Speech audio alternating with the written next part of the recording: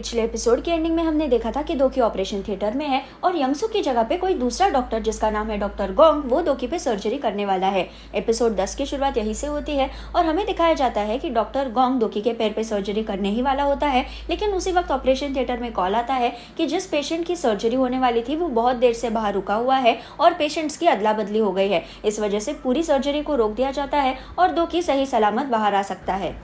Operation theatre से बाहर आने पर यंगसुक दोकी से माफी मांगती है और बोलती है कि शायद हमारे कंप्यूटर सिस्टम में कुछ प्रॉब्लम आ गई थी जिस वजह से तुम्हारा डेटा और किसी दूसरे पेशेंट का डेटा पूरी तरह से मिक्सअप हो गया और हम गलती से तुम्हें सर्जरी के लिए लेके गए, लेकिन हमने तुम्हारा चेकअप किया और तुम पूरी तरह से ठीक हो, तुम्हें कोई चोट नहीं लगी है, तो तुम घर जा सकते हो। ये बात सुनते ही दोकी एक्टिंग करना शुरू कर देता है कि डॉक्टर मुझे बहुत ज्यादा दर्द हो रहा है, मुझसे तो चला भी नहीं जा रहा है, मैं तो सोच रहा हूँ कि मैं कुछ और दिन हॉस्पिटल में रुक जाता हूँ और अपना इलाज करवा लेता हूँ। और इस बात पे यंगसुक दोकी से झगड़ा भी नहीं कर पाती क्योंकि उसे लग रहा है कि ये जो पेशेंट्स की अदला बदली हुई है ये सब उसके हॉस्पिटल स्टाफ की गलती है, लेकिन हमें पता है कि ये सब कुछ गोंग ने किया है, लेकिन यंगसुक को ये बात नहीं पता, इसलिए वो दोकी का इलाज करवाने के लिए राजी हो जाती है। रात के वक्त फिर दोकी गोंग का पीछा करता है और गोंग का पीछा करते हुए वो एक ऑफिस तक पहुंचता है जिसका नाम है मेडिटोपिया और गोंग रिसर्च करके बताती है कि यंगसुक के हॉस्पिटल में जितना भी सामान है यानी मेडिकल इक्विपमेंट वो सब कुछ इस मेडिटोपिया कंपनी ने ही उसे सप्लाई किया है। गोंग को कुछ मिनट ही हुए होते हैं अपने ऑफिस के अंदर आकर, लेकिन उसी वक्त उसे यंगसुक का कॉल आता है जो उसे मिलने बुलाती है,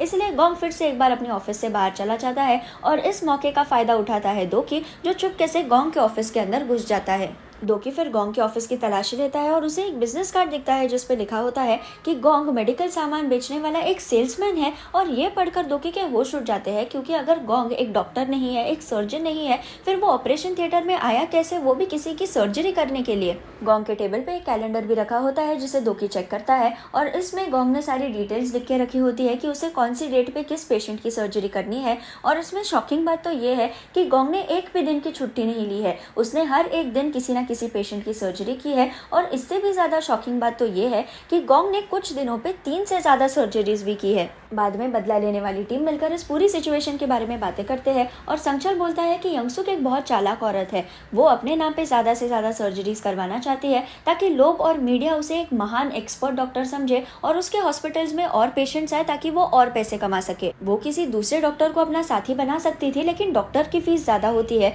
इसलिए उसने एक सेल्समैन को ही सर्जन बना दिया। गोन बोलती है कि मुझे एक बहुत इंटरेस्टिंग बात पता चली है, यंगसुक ने उसका नाम बदला है, पहले उसका नाम जीउन हुआ करता था और उसका शहर के बाहर एक क्लिनिक था, लेकिन उसके क्लिनिक को बंद कर दिया गया जब एक सेल्समैन सर्जरी करते हुए पकड़ा गया। इस केस के वजह से यंगसुक का डॉक्टर्स लाइसेंस कुछ महीनों के लिए सस्पेंड हो गया और जैसे ही उसे अपना लाइसेंस वापस मिला उसने अपना नाम लीगली जीउन से यंगसुक रख लिया और शहर में एक नया हॉस्पिटल भी बना लिया। संगचल बोलता है कि यंगसुक ने नया हॉस्पिटल तो बना लिया होगा, लेकिन उसकी पुरानी बुरी आदतें तो गए ही नहीं, वो अभी भी अपनी पेशेंट्स के जान के साथ खेल रही है और उसे अपनी किए हुए हरकतों का जरा भी पछतावा नहीं है। अगले सीन में हमें दिखाया जाता है कि गोंग और यंगसुक किसी बार में मिल रहे हैं और दोकी और उसकी टीम की इन दोनों पे कड़ी नजर है। यंगसुक और गोंग ड्रिंक्स लेते हैं और यंगसुक गोंग को बोलती है कि तुम्हें याद तो है ना कि तुम्हें 2 दिनों में 7 सर्जरीज करनी है। गोंग बोलता है कि मैं कल की सर्जरी नहीं कर पाऊंगा क्योंकि मेरी मम्मी की डेथ एनिवर्सरी है। तो यंगसुक उसे धमकाते हुए बोलती है कि अच्छा तुम्हें छुट्टी चाहिए, ठीक है, तुम हमेशा के लिए छुट्टी क्यों नहीं ले लेते, मैं तुम्हारे कंपनी के साथ डील भी तोड़ देती हूँ, तो तुम घर पे बैठो और हाँ, मैंने तुम्हें जितने भी सर्जरीज करने के लिए पैसे दिए हैं वो सब तुम मुझे वापस दे दो। नौकरी खो जाने के डर के वजह से गोंग यंगसुक की बातें मान लेता है और बोलता है सॉरी, मुझसे गलती हो गई, मैं कल भी आ जाऊंगा सर्जरी करने के लिए। और यंगसुक बोलती है वाह देखो आ गए ना तुम लाइन पे, तुम हमेशा एक बात याद रखो, हमारे लिए सबसे ज्यादा इम्पोर्टेंट है ज्यादा से ज्यादा सर्जरीज करना और उसमें से बहुत सारा पैसा कमाना। चलो अब उठो, मैंने तुम्हारे लिए गाड़ी बुलाई है, तुम हॉस्पिटल जाओ और मेरे पेशेंट की सर्जरी करो। गोंग फिर निकलने की तैयारी करता है और वो यंगसुक के ड्रिंक्स के लिए खुद के क्रेडिट कार्ड से पे करता है। और यहाँ पे एक बात क्लियर हो जाती है, हान ने बोला था कि उसे यंगसुक से शराब की स्मेल आई थी, लेकिन जब गोंग ने यंगसुक के क्रेडिट कार्ड स्टेटमेंट्स चेक किए थे तो उसे कोई भी प्रूफ नहीं मिला था कि यंगसुक बार में गई थी या उसने कभी शराब खरीदी है। लेकिन अब हमें पता चल गया है कि यंगसुक कभी भी खुद के ड्रिंक्स नहीं खरीदती, वो किसी और को अपने ड्रिंक्स के लिए पे करवाती है, जिस वजह से उसके क्रेडिट कार्ड स्टेटमेंट्स में वो कभी दिखाई ही नहीं देता। गोंग जो एक सर्जन नहीं है वो अब नशे में किसी की सर्जरी करेगा, ये बहुत ज्यादा डेंजरस हो सकता है, इसलिए बदला लेने वाली टीम उसे हॉस्पिटल में जाने से ही रोकने वाले है। यहाँ पे बार के सामने यंगसुक का एक आदमी रुका हुआ है अपनी गाड़ी के साथ गोंग को पिकअप करने के लिए और जिनोन और क्योंको अपनी वैन से इस आदमी की गाड़ी का साइड व्यू मिरर तोड़ देते हैं और वहाँ से स्पीड से ड्राइव करके चले जाते हैं। साइड व्यू मिरर टूटने की वजह से ये आदमी भूल जाता है कि वो वहाँ पे किसी को पिकअप करने आया था और वो भी जिनन और क्योंकू के पीछे ड्राइव करना शुरू करता है उन्हें पकड़ने के लिए। उतनी देर में दोकी अपनी टैक्सी बार के सामने पार्क कर लेता है और जैसे ही उसे गोंग दिखाई देता है वो उसे बुलाता है कहकर कि आओ मेरे टैक्सी में बैठो, मुझे यंगसुक ने ही भेजा है। और गोंग उस पर विश्वास कर लेता है और उसकी टैक्सी में बैठ भी जाता है। दोकी गोंग को बोलता है कि मुझे तुमसे कुछ सवाल पूछने हैं और स्क्रीन पे वो अपने सर्जरी का वीडियो प्ले करता है जहाँ पे यंगसुक गोंग को ऑपरेशन थिएटर में बुला रही है। गोंग ये वीडियो देखकर घबरा जाता है और दोकी उससे पूछता है कि तुम सूर्यन नाम की लड़की को तो जानती ही हो ना, मुझे पता है कि तुमने ही उसके ऊपर भी सर्जरी की थी, अब मुझे बताओ कि उसके साथ ऑपरेशन थिएटर में क्या हुआ था जिस वजह से उसकी ये हालत हो गई। गोंग रोते हुए बोलता है कि प्लीज मुझे छोड़ दो, मैंने कुछ नहीं किया, मैंने सिर्फ यंगसुक की ऑर्डर्स फॉलो की। सूर्यन की सर्जरी के वक्त उसकी नसें अचानक फूट गई और उसका ब्लड प्रेशर नीचे गिर गया और उसकी हालत बहुत ज्यादा सीरियस हो गई, इसलिए मैंने यंगसुक को वहाँ पे बुलाया। यंगसुक ड्रिंक्स ले रही थी और मैंने उसे सूर्यन की वजह से डिस्टर्ब किया, इसलिए वो और ज्यादा इरिटेट हो गई सूर्यन की हालत देखकर और उसने मुझे सर्जरी रोकने को कहा। फिर उसने नर्स को बोला कि इस सूर्यन के पैर के घाव को स्टिच मार दो क्योंकि सर्जरी यहाँ पे खत्म हो गई है। मैं ऑब्वियसली इस हादसे की वजह से बहुत ज्यादा घबरा गया था, तो सूर्यन ने मुझे बोला कि तुम चिंता मत करो, हम बाद में सबको बोल देंगे कि उसे एनेस्थेशिया की एलर्जी थी, तुम सिर्फ अब कल की सर्जरीज पे फोकस करो। हम फिर से अभी के टाइम में आते हैं और दोकी गोंग पे चिल्लाता है कहकर कि तुम्हें दिख रहा था कि सूर्यन के पापा 1 साल से इंसाफ के लिए लड़ रहे थे, लेकिन तुम्हें एक भी बार ऐसा नहीं लगा कि तुम जाके उन्हें सच बता दो। गोंग रोते हुए बोलता है कि तुम्हें क्या लगता है मुझे बुरा नहीं लगा ये सब कुछ करते हुए, लेकिन मेरी भी मजबूरी थी, अगर मैंने यंगसुक की बात नहीं मानी तो वो मुझे बर्बाद कर देती। मेरे एक सीनियर ने यंगसुक के खिलाफ स्टैंड लिया तो उसकी नौकरी चली गई और अब उसे दूसरी नौकरी भी नहीं मिल रही है क्योंकि यंगसुक बहुत ज्यादा पावरफुल है। दोकी बोलता है कि तुम्हें लग रहा होगा कि तुमने कुछ गलत नहीं किया क्योंकि तुम सिर्फ यंगसुक की बातें मान रहे थे, लेकिन तुम भी यंगसुक नहीं जिम्मेदार हो इन सारे हादसों के लिए और तुम्हें खुद पे शर्म आनी चाहिए। यहाँ ये सीन कट होता है और फिर हमें दिखाई जाती है सच्चाई यंगसुक के चैरिटी वर्क की। हमें पिछले एपिसोड में दिखाया गया था कि कैसे यंगसुक बूढ़े और गरीब लोगों का फ्री में इलाज करके देती है,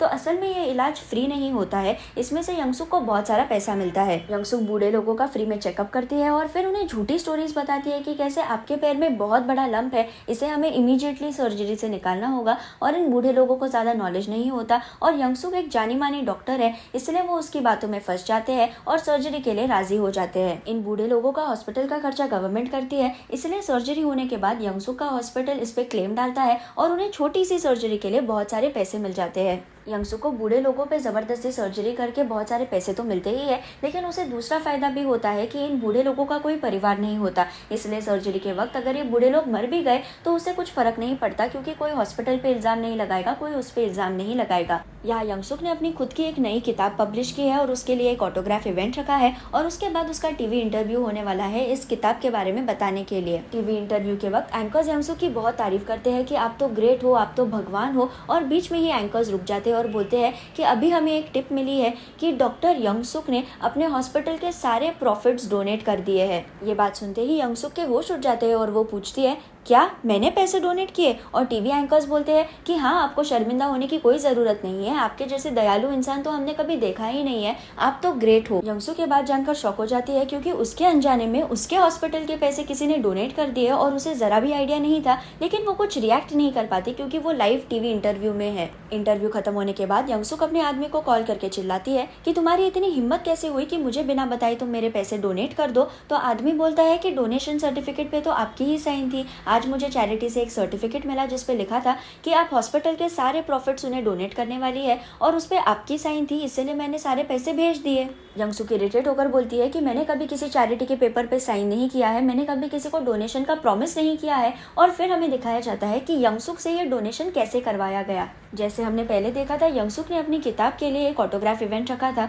और इस इवेंट में जिनॉन भी गया था। उसे यंगसुक की साइन मिल गई और फिर इस साइन को गोउन ने संचल की चैरिटी के सर्टिफिकेट पे फोटोशॉप कर दिया। इस सर्टिफिकेट को फिर उन्होंने यंगसुक के लोगों के पास भेज दिया और क्योंकि उस पे यंगसुक की साइन थी इसलिए उन्होंने इस पे विश्वास रख लिया और सारे पैसे डोनेट भी कर दिए। उतने वक्त में ही यंगसुक को हॉस्पिटल से कॉल आता है कि हॉस्पिटल में कुछ प्रोसिक्यूटर्स आए हैं इन्वेस्टिगेशन करने के लिए और वो हमारा सारा सामान चेक कर रहे हैं। यंगसुक भागते भागते हॉस्पिटल में आ जाती है और प्रोसिक्यूटर्स को पूछती है कि ये सब क्या हो रहा है। तो प्रोसिक्यूटर्स उसे बताते हैं कि हमें पता चला है कि तुम्हारे हॉस्पिटल में तुम लोग इंजेक्शंस बार बार यूज करते हो। यंगसुक बोलती है कि नहीं, ये नहीं हो सकता, इंजेक्शंस तो बहुत सस्ते होते हैं, हम क्यों उन्हें बार बार यूज करेंगे। और उतनी देर में एक प्रोसिक्यूटर दूसरे कमरे से एक बड़ा कटोरा लाता है जिसमें उबलता हुआ पानी है और उसमें इंजेक्शंस डाले हुए हैं स्टरलाइज करने के लिए। यंगसुक बोलती है कि नहीं, ये किसी ने जानबूझकर किया है मेरे हॉस्पिटल का रेपुटेशन खराब करने के लिए। चलो मैं आपको सीसीटीवी कैमरा फुटेज दिखाती हूँ और हमें पता चल ही जाएगा कि ये सब कुछ किसने किया है। यंगसुक फिर सारे प्रोसिक्यूटर्स को सीसीटीवी कैमरा फुटेज दिखाने लेके जाती है,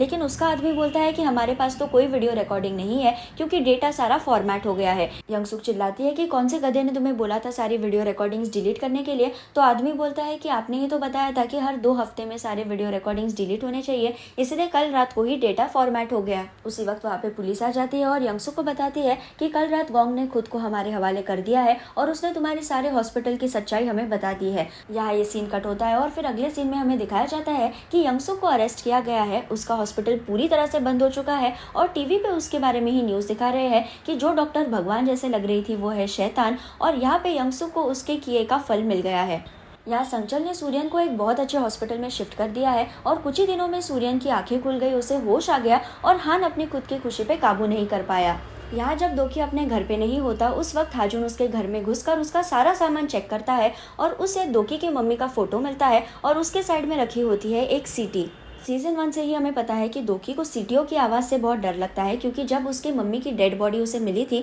तो बैकग्राउंड में केटल की सीटी की आवाज़ उसे सुनाई दे रही थी। इसलिए आज भी जब दोकी को सीटी की आवाज़ सुनाई देती है तो वो पागल जैसे बिहेव करने लगता है। इस सीटी की आवाज़ के ट्रॉमा को खत्म करने के लिए दोकी ने सीटी तो खरीदी थी, लेकिन वो कभी उसे यूज़ ही नहीं कर पाया, इसलिए उसने एक ड्रॉवर में उसे रख दिया अपनी मम्मी के फोटो के साइड में। और हाजुन को अब ये सीटी मिल गई है, इसलिए उसने लिंक लगा ली कि इस बात से दोकी को कोई अटैचमेंट है और इसे मैं यूज़ कर सकता हूँ दोकी को खत्म करने के लिए। हाजुन फिर हंजो को कॉल करके बताता है कि तुम्हें जब दोकी की प्राइवेट टैक्सी रास्ते पे दिखे तो तुम पूरे एरिया का सिग्नल बंद कर दो और सिर्फ सीटी की आवाज आने दो। यहाँ दोकी गोन, जिनोन और क्योंको मिशन पूरा करने के बाद वापस टैक्सी कंपनी में आ रहे होते हैं और रास्ते में वो संचल से भी फोन पे बात करते हैं कि मिशन ठीक से हो गया, सब कुछ अच्छा हो गया। और अचानक उसी वक्त दोकी का नेटवर्क पूरी तरह से गायब हो जाता है। गोन दोकी को पूछते हैं कि क्या तुम्हें मेरी आवाज सुनाई दे रही है, तो दोकी बोलता है कि नहीं, कुछ ठीक से सुनाई नहीं दे रहा है। और उसी वक्त दोकी के ईयरफोन से सीटी की आवाज आना शुरू हो जाती है। यह आवाज़ सुनते ही दोकी का ट्रॉमा वापस आ जाता है और वो अपनी टैक्सी पे का काबू पूरी तरह से खो देता है। वो बहुत स्पीड से चलाना शुरू करता है और जब वो साइड में टर्न लेता है तो उसकी टैक्सी फ्लिप हो जाती है और उसका ब्लास्ट हो जाता है। यहाँ एपिसोड 10 खत्म हो जाता है। अगर आपको मेरा वीडियो पसंद आए तो उसे लाइक ज़रूर कीजिए और मेरे चैनल को सब्सक्राइब करना ना भूलें। Thank you.